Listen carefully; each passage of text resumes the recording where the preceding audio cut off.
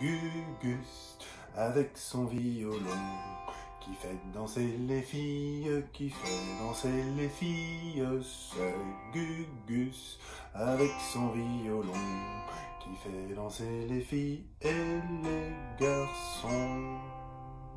Bonjour, c'est Hubert chez Green Zebra. J'espère que vous allez bien. Aujourd'hui, on va chanter Gugus et son violon. Et on n'a pas d'instrument aujourd'hui, parce que parfois, ça arrive, on a envie de chanter une chanson à ses petits-enfants et on n'a pas son ukulélé, on n'a pas sa guitare. Alors on le fait avec une app. Je vais vous montrer comment ça marche. C'est super fastoche, c'est parti. Super fastoche, super fastoche, super fastoche, super fastoche.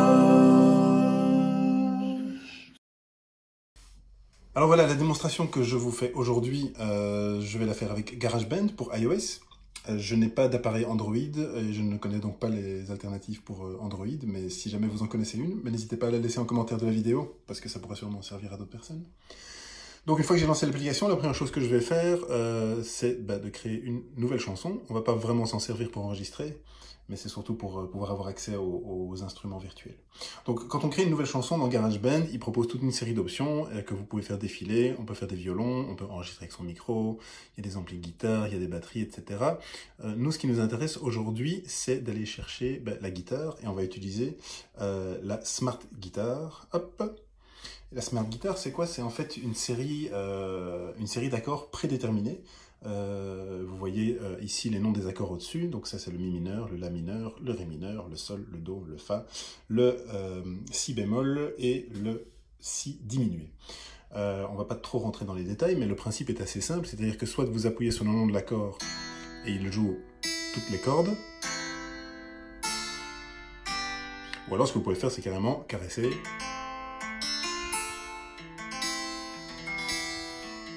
Et alors chaque fois, en fait, c'est pas du tout représentatif visuellement d'un manche de guitare.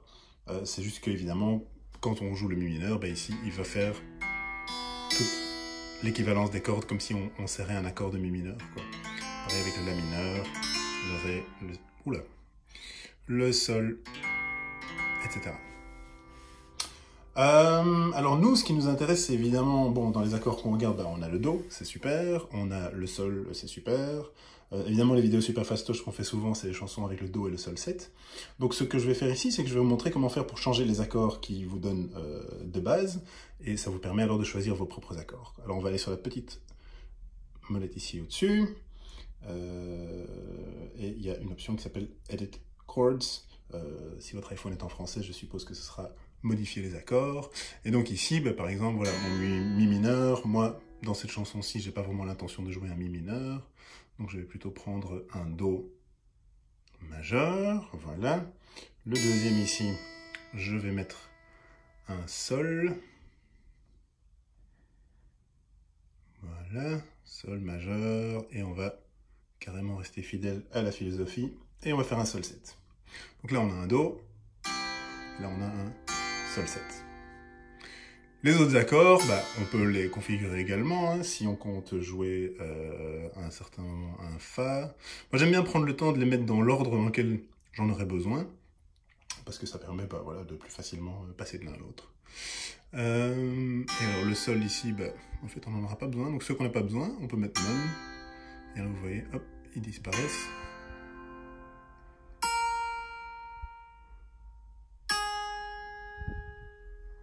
Voilà. Et vous vous retrouvez donc avec un instrument virtuel, configuré, prêt à l'emploi, avec vos trois accords préférés, le Do, le Sol 7 et le Fa.